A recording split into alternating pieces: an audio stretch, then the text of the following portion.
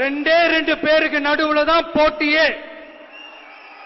ஒன்னு டிவிகே, இன்னொன்னு டிஎம்கே. களத்துல மக்கள் யாருக்கு யார் எதிரின்னு ஒரு ஓட்டர் முடிவு பண்றாங்க, ஒரு வாக்காளர் முடிவு பண்றாங்க, ஒரு தமிழ் சொந்தம் முடிவு பண்றாங்க. எப்படி முடிவு பண்றாங்க? உங்களுடைய தொலைக்காட்சியில எல்லா கட்சியும் பாக்குறாங்க. கட்சி ஆரம்பிச்சு எத்தனை முறை வெளியே வந்தீங்க, எத்தனை முறை ஏசி காரை தாண்டி வெளியே வந்தீங்க, எத்தனை முறை மண்டபத்துல மீட்டிங் போட்டீங்க, வீரவசனம் மட்டும் பேசுறாங்களா, வாய்ச்சவடால் விடுறாங்களா, சினிமா டயலாக் பேசுறாங்களா? இது ஒரு கட்சி. களத்துல வேலை செய்யறாங்களா, பிரச்சனைக்கு தீர்வு கொடுக்கறாங்களா, மக்களோடு மக்களா நிக்கிறாங்களா? இது ஒரு கட்சி. நாங்க எத்தனை பேர் கைதானோம் கணக்கு போட்டு பாருங்க. தமிழக அரசியல் களத்துல கடந்த 4 ஆண்டுகள்ல அதிகமாக கைது செய்யப்பட்ட தொண்டர்கள் யார்? பாரதிய ஜனதா கட்சி. அதிகமாக முடக்கப்பட்ட கட்சி எது? பாரதிய ஜனதா கட்சி. எத்தனை முறை பாரதிய ஜனதா கட்சி கோர்ட்டுக்கு போய் அனுமதி வாங்கி கூட்டம் நடத்தணும்? பாரதிய ஜனதா கட்சி. பாரதிய ஜனதா கட்சியினுடைய பாரத பிரதமர் நரேந்திர மோடி அவர்கள் வருவதற்கு அனுமதி கொடுக்கல, கோர்ட்டுக்கு போய் அனுமதி வாங்கி கோயம்புத்தூர் கொண்டு இதெல்லாம் மக்கள் பாக்குறாங்கல்ல. மாண்புமிகு திரு மோடிஜி அவர்களே, என்னமோ உங்க பேரெல்லாம் சொல்றதுக்கு எங்களுக்கு ஏதோ ஒரு பெரிய பயம் மாதிரியும். இன்னைக்கு இவங்க எல்லாமே யாருன்னா அரசியல்ல யார் சக்தி வாய்ந்தவராக இருக்கிறாங்க அவர்களை பத்தி பேசினா ஒரு மைலேஜ் கிடைக்கும்.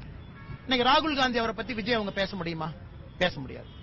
விஜய் அவங்க அங்க வந்துட்டு யாரை பத்தி பேச முடியும்? விஜய் அவர்கள் ஒருத்தர் மேல குற்றச்சாட்டு வைக்கிறாங்கன்னா பிரதமர் மேலதான் வைக்க முடியும், ஏன்னா மீடியா வெளிச்சம். அதற்காக பேசுறாரு. டீலிமிட்டேஷன் என்ற பேர்ல தமிழ்நாட்டோட பார்லிமெண்ட் சீட்ஸ்லயும் கேள்வி கேட்க பாக்குறீங்க. சகோதரர் விஜய் அவருக்கு ஒரு சின்ன அரசியல் பாடத்தை எடுக்கிறார். 1973 கடைசியா டீலிமிட்டேஷன் நடந்த பொழுது, இப்ப நம்ம டீலிமிட்டேஷன் 2026 பேசுறோம். 1973 டீலிமிட்டேஷன் நடந்த போது சகோதரர் விஜய் நல்லா அவங்க கேட்டுக்கணும் அண்ணன், ஏன்னா சில அரசியல் புரிதல் அவருக்கு இருக்கணும். அன்னைக்கு இந்தியாவுடைய லோக்சபா சீட் 525 இருந்து 545 உயர்த்தப்படுகிறது. 1973 20 சீட் உயர்த்துறாங்க. 20 சீட்ல தமிழ்நாட்டுக்கு எவ்வளவு கிடைச்சது? 0. அப்ப 20 சீட்டு உயர்த்தையும் 1973 தமிழ்நாட்டுக்கு ஒரு சீட்டு கூட 73 கிடைக்கல. டீலிமிட்டேஷன்ல சில மாநிலங்களுக்கு 3 சீட் அதிகமாச்சு, சில மாநிலங்களுக்கு 2 சீட் அதிகமாச்சு, சில மாநிலங்களுக்கு 1 சீட் அதிகமாச்சு. அன்னைக்கு ஆட்சியில் இருந்தது யார்? காங்கிரஸ். தமிழ்நாட்டில் ஆட்சியில் இருந்தது யார்? திராவிட முன்னேற்ற கழகம். அம்மையார் இந்திரா காந்தி அவர்கள் கூப்பிட்ட அனைத்து கட்சி கூட்டத்திற்கு தமிழகம் சார்பாக 73 கூட்டத்துக்கு போனது யார்? கலைஞர் கருணாநிதி ஐயா. அன்னைக்கு திமுக டீலிமிட்டேஷன் கமிஷன் மீட்டிங் 1973 போய் இந்தியாவினுடைய லோக்சபா சீட் 20 உயர்த்தப்பட்ட பொழுது கலைஞர் ஐயா தமிழ்நாட்டுக்கு ஒரு சீட்டு கூட வாங்கி கொடுக்கல. அப்ப நாயப்படி விஜய் அவர்கள் குற்றச்சாட்டு வைக்கிறார்னா யாரு மேல வைக்கணும்?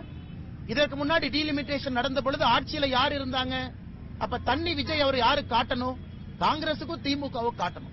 கொள்ளையடிக்கிறதுக்காக உங்களோட, அதாவது பாஜகவோட மறைமுக அரசியல் கூட்டணி. நான் சகோதரர் விஜய் அவர்கள் ஒரு விஷயத்தை உணர்ந்தோம். ரெட் ஜெயின் மூவிஸ்க்கு திறப்பு விழா நடத்தினதே சகோதரர் விஜய் தான். குருவி படத்துல சகோதரர் விஜய் அவர்கள் தான் ரெட் ஜெயின் மூவிய தமிழ்நாட்டு மக்களுக்கு அறிமுகப்படுத்தினார். இதான் ரெட் ஜெயின் மூவி, முதல் படமே நான் தான்.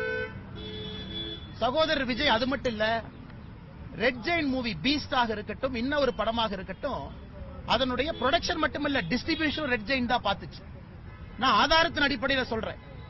யாராச்சும் ஒருத்தர் எங்க மேல குற்றச்சாட்டு வைக்கிறாங்க, பாரதிய ஜனதா கட்சியின் மீது வைக்கிறாங்கன்னா சகோதரர் விஜய் அவர்களும் அவருக்கு கேள்வி கேட்டுக்கணும். ரெட் ஜெயின் படத்தை முதலாக குருவி மூலமாக தமிழ்நாட்டுக்கு அறிமுகம் செஞ்சது யாரு? இன்னைக்கு மீடியா இண்டஸ்ட்ரி எல்லாமே ஒரு தனிப்பட்ட நபருடைய கட்டுப்பாட்டில் இருக்கு, ஆதிக்கத்தில் இருக்குன்னா, உதயநிதி ஸ்டாலின் ஆதிக்கத்தில் இருக்குன்னா, ரெட் ஜெயின் மூவிக்கு தேங்காய் உடைச்சு பூஜை போட்டது யாரு? அதாவது டெல்லியில மோடி உட்கார்ந்துட்டு மத்த ஸ்டேட்ல செட் பண்ணிட்டு இருக்காரு, இங்க திமுக அண்ணாமலையே செட் பண்ணிட்டாங்க. இன்னைக்கு டிவிகேல ஒருத்தர் திமுக உட்கார்ந்தார், திமுகக்கு வேலை பார்த்தார், லாட்டரி பணத்தை வச்சு. திமுக இருந்து விசிகேக்கு தாவினார், லாட்டரி பணத்தை வச்சு. விசிகேல இருந்து இன்னைக்கு விஜய்க்கு தாவி இருக்கார்.